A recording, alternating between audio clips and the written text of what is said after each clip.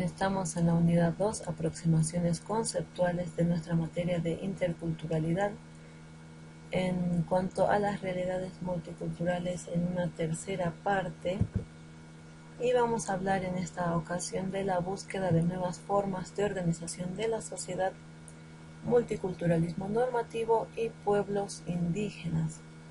Existe un debate sobre el multiculturalismo normativo y cuáles son los alcances de la política de reconocimiento que están estrechamente ligados entre sí.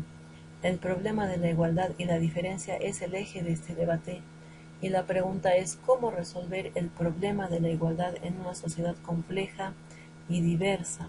¿Se puede construir una sociedad donde se respeten simultáneamente la igualdad y también la diferencia? La igualdad, a diferencia de lo que es la libertad y la fraternidad, se convirtió en un concepto que no se expresa en prácticas y en medidas concretas. Una forma de cambiar los enfoques inciertos por los definidos es pensando una sociedad regulada por intercambio y distribución de bienes. El concepto de dignidad es la forma en cómo los sujetos quieren ser reconocidos en la vida privada, pero también en la vida pública dentro de la sociedad democrática.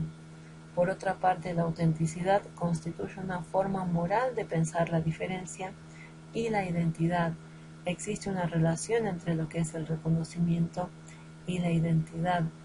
Es común escuchar que el reconocimiento de derechos a los pueblos se contrapone con lo que es el respeto a los derechos humanos universales.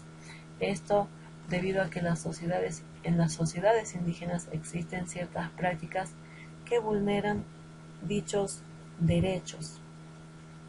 Mientras algunos señalan que los derechos colectivos se contraponen a los derechos individuales, otros también argumentan que estos derechos individuales, en el caso de algunas sociedades y grupos, no se pueden realizar sino con el pleno goce de los otros.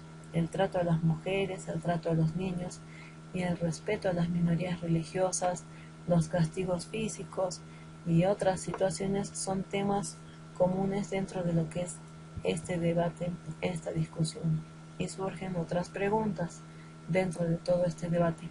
¿Cómo resolver el problema de los derechos colectivos en una sociedad democrática? ¿Cómo lograr que estos derechos no vulneren los derechos humanos universales dentro del marco de la sociedad multicultural? Entonces se debe procurar compatibilizar los derechos colectivos y también los individuales, sin afectar las libertades y derechos individuales, bajo un modelo denominado ciudadanía diferenciada. Este modelo opera sobre la base de un sistema de restricciones internas y también de protecciones externas. Mientras las primeras, las restricciones internas, tienen como objetivo proteger al grupo del impacto desestabilizador de decisiones interno, como el deseo de algunos miembros de no seguir las prácticas tradicionales, el objetivo de la segunda, las protecciones externas, es proteger al grupo del impacto de las decisiones externas, como por ejemplo las políticas de Estado o esos megaproyectos que afectan a sus territorios y a sus recursos, entre otros elementos. La limitación en este sentido es del tipo político. Por otra parte, tenemos lo que es el multiculturalismo y la comunidad indígena, opuestos o complementarios, es la pregunta. Y cómo asumir el argumento multicultural, donde la cultura es argumento de exclusión y opresión, con base en lo que es el choque de las civilizaciones y las guerras culturales debido a las diferencias en cuanto a sus reclamos y en cuanto a sus demandas. Hasta dónde la multiculturalidad se compromete con la desigualdad económica y social más que con la desigualdad cultural. ¿A quiénes les sirve realmente el argumento multicultural? ¿Para quiénes es útil este argumento? ¿Es útil para los grupos y movimientos étnicos? Esas son las preguntas que están en debate en torno a lo que es el multiculturalismo. En América Latina, el multiculturalismo sería una respuesta del Estado ante el levantamiento, ante la rebelión, la protesta, ante la movilización, ante el desacuerdo, la demanda y el malestar que manifiestan los indígenas y las diferentes organizaciones indígenas. Y aún no se observa en el continente experiencias concretas o políticas concretas multiculturales, multiétnicas o pluriculturales, políticas que originen cambios en los sistemas de administración del Estado. La aplicación del multiculturalismo empaña en cierta medida las demandas que tienen los grupos étnicos y que no se sienten representados por lo que es esta propuesta o este concepto multicultural. El multiculturalismo aparece más como un discurso del Estado o de los organismos internacionales que asumen el tema como una posibilidad de superar el conflicto indígena, pero que no llegan a dar una respuesta en concreto. Y la pregunta ¿es realmente la demanda de los grupos étnicos? Si bien en algunas organizaciones indígenas han incorporado en su discurso los códigos y los términos del multiculturalismo, en general este discurso indígena plantea demandas por reconocimiento, buscan reconocimiento político, territorial, identitario, lingüístico, entre otros, y no solamente esa conformación de una nación multicultural, sino que se traduzca en el reconocimiento de diferentes derechos.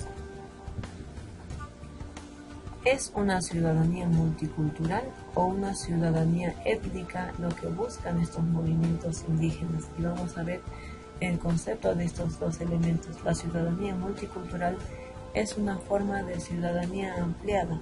En cambio, la ciudadanía étnica es una forma de ciudadanía restrictiva que reconoce a los grupos étnicos, además les restituye bienes simbólicos, también bienes materiales, les otorga canales de participación, formas de participación, pero no se hace cargo del resto de la sociedad.